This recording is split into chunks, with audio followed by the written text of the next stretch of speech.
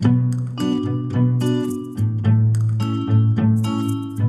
is Curious Minnesota, a Star Tribune project that sends staff from the state's largest newsroom hunting for the answers to great questions we receive from you, our readers. We're here to answer everything you want to know about the state's people, places, and culture.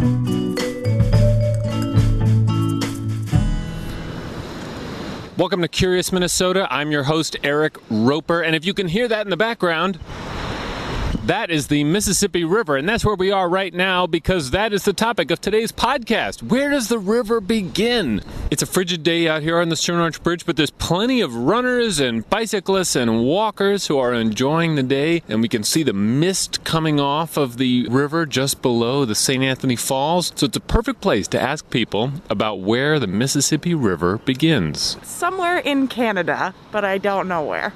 I actually saw a TV show once, if I remember correctly, that it's in northern Minnesota. It starts out as like a spring, and then here's what we got.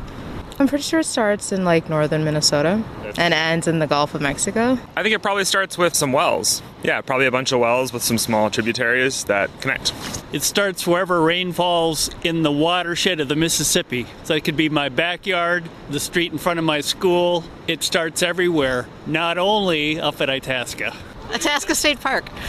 Itasca State Park. That's Itasca, right? Well, have you been there before? Many times. What is your memories of it? There's lots of people there, but there's rocks, and you can kind of walk across it. It's pleasant. It is the connotation of having the river. That's kind of cool.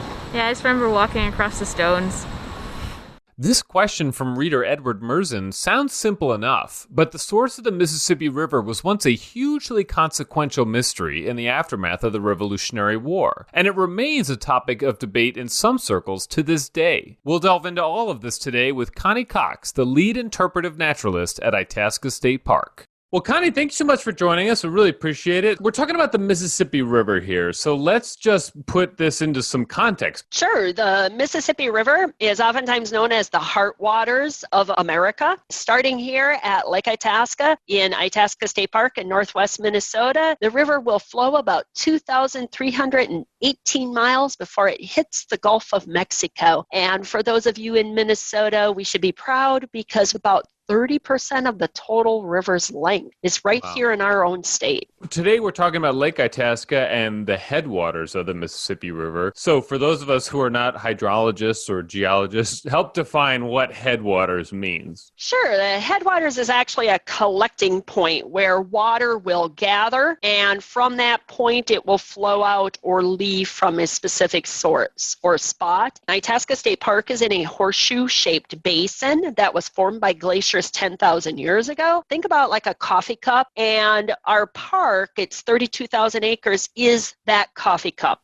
And all our 100 lakes and rivers are along the inside rim of that cup. And at the very bottom of the cup is Lake Itasca. And so all this water from these lakes and rivers will flow down to the very bottom point. And from Lake Itasca, the Mississippi River will actually begin. And our early park founder, Jacob Brower, he actually was commissioned to come and resolve issues over the source of the river. And he's sort of the father of the hydrology and watershed theory, because when he did his research, he looked around. A lot of people, scientists around the world said, the beginning of a river starts in a cloud. It starts on the highest point on a ridge. It starts on the biggest lake. It's the smallest rivulet. There were definitions all over, but when he came to Lake Itasca in 1888 and 1889 and surveyed, he noticed that all these waters contributed to Lake Itasca. But even during a drought, only at the north end was the river flow, its surface flow and volume, large enough to be considered a river, because all the other rivers coming in were drying up. And so he took all those philosophies from other scientists from around the world, and he concluded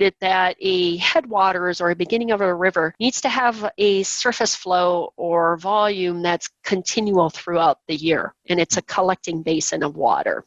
Obviously, as you're sort of alluding to there, there was debate about this and what have you. And I think we should talk about the fact that it's not just about bragging rights. Historically, there was actually a pretty important reason why we needed to figure out if this was the headwaters or not, right? Right, it is. It deals with the establishment of the United States of America. when the various people from Europe began emigrating to the United States and declaring land for their own nations, primarily France, Spain, and England. A lot of people began coming to this new North America. Even though there had been people living here for 10,000 years, and those indigenous cultures had already named our lakes and rivers, these newcomers coming to the region began establishing and settling. Well, the story revolves around the Revolutionary War, when the colonists were struggling for their freedom from British rule. And after the Revolutionary War, when England acknowledged these colonists as a new nation known as the United States of America, they used the Mississippi River as our western boundary. The only problem is they didn't have it fully mapped. It was mapped from the Gulf of Mexico all the way up to St. Anthony Falls in Minneapolis, St. Paul area. And then the only other point they had mapped is that funny little chimney on the north end of Minnesota, that funny point known as Angle Inlet. But they did not know where the river went in between.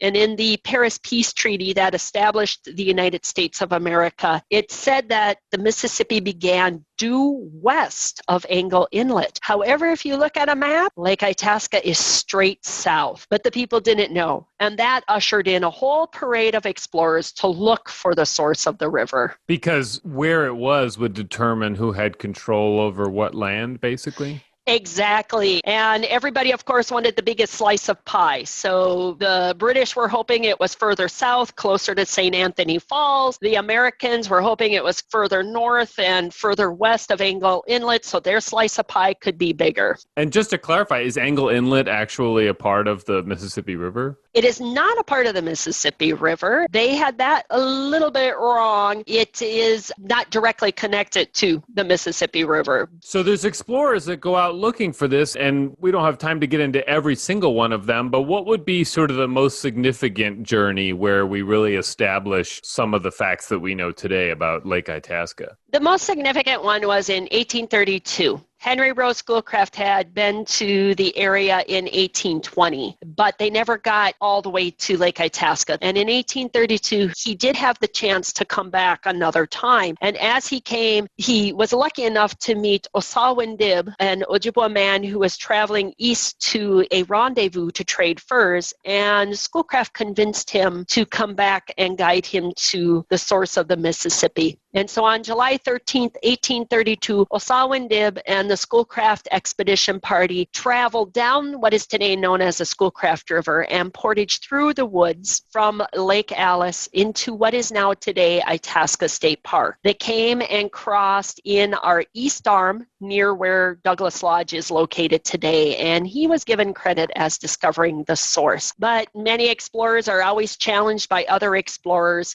and other people began doing a finer research of the Itasca Basin and is Itasca truly the source? And then Jacob Brower was commissioned to truly resolve this whole issue, to put all these parade of explorers to rest. And when Jacob Brower came to Itasca in 1888 and 1889, he did that survey of the basin I had mentioned earlier, and he did conclude that Schoolcraft was correct and that the naming of Lake Itasca and the river, as the indigenous people had done for thousands of years, stands as the correct answer to the true source of the Mississippi. Well, and to clarify from that, so did the native people already know this and basically they just led Schoolcraft to this site? I mean, was it already well known then, I guess, within the indigenous community that this was the source? Yes, it was. They are the ones who had named it. They're the ones who had named many of the lakes and rivers. And so they already were naming the Mississippi. Even sections of the Mississippi had a specific name, so you knew where to meet someone on the river. And so the Mississippi had always been known as that. It's an Algonquian dialect. That means the great river spread over a large area. They had named Lake Itasca. Its true name was Omash Coos, which means red deer or elk,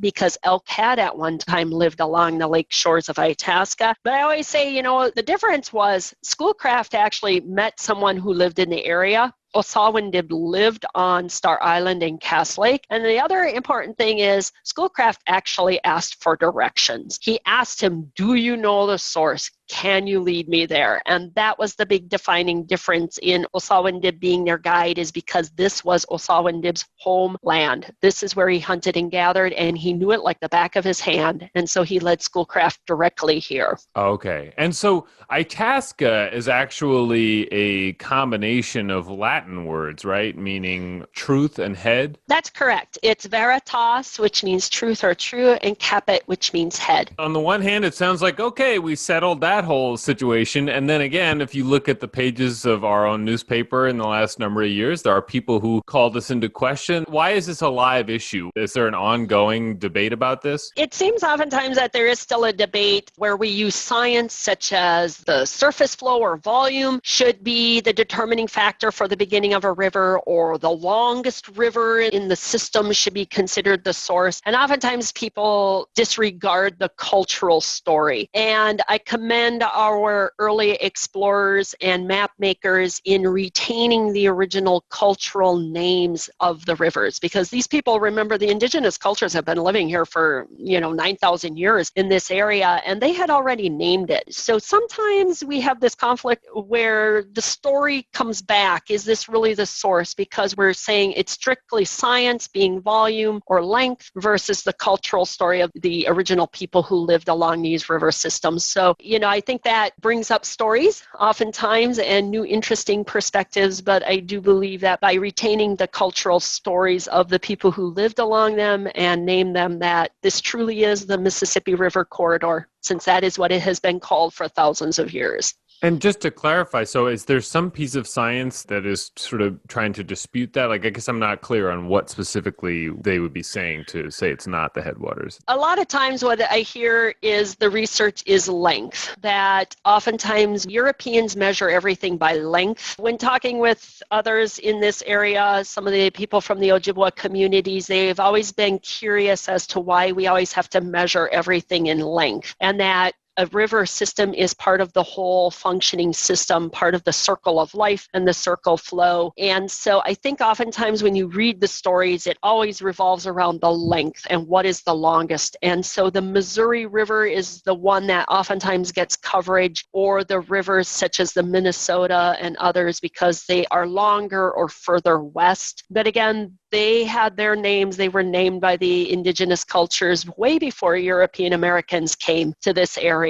And so it's kind of a conflict between, shall we use science and what's the longest river channel and call that the Mississippi, or should we use the cultural name? And when you say length, you mean like the longest tributary, in other words? Correct. The longest tributary. Oh. So the Missouri River would be the longest tributary. So if you were using length and the longest tributary, well, then that section of the river going into the Gulf of Mexico would then be considered the Missouri all the way down, if you were maybe using that and overriding the cultural naming. But as you said, Lake Itasca is sort of this reservoir that's collecting a number of different streams and things in the area. It is the starting point in that sense. Correct. Yeah. Yep. So you talk about that cultural legacy of Lake Itasca, which leads us to the fact that it's a very popular place to visit. And people walk across these rocks that are in the middle of the narrow part of the beginning of the river. And that has sort of led over the years to some changes to what it looks like, right? Which had to be restored recently? Correct. For over 130 years, Itasca has just been loved to death. Everybody wants to step across the beginning of the mighty Mississippi River. And we are one of the few rivers in the world where you actually can do that. The river, when it leaves Lake Itasca, originally has always been around 35 feet wide, maybe. And over time, as tourists and visitors have come and waded across the river, we have slowly eroded the banks on the one side of the river as we go in and out, in and out. And I mean, children and adults play in that river sometimes for hours in a day, just that constant activity. And we have also had more heavy rain events in the last 20 years. And so sometimes we'll get a 4 to 6 to 8 inch rain event, and you combine the two of them and erosion has occurred on the shoreline. And so what used to be 40 feet wide was now over 70 feet wide. And it's our obligation and duty to preserve and protect that river, which includes its shoreline and the vegetation that's along the shore. And so we did a restoration project in which we brought the river channel back to its original width. And most of our visitors don't even notice that the project had occurred.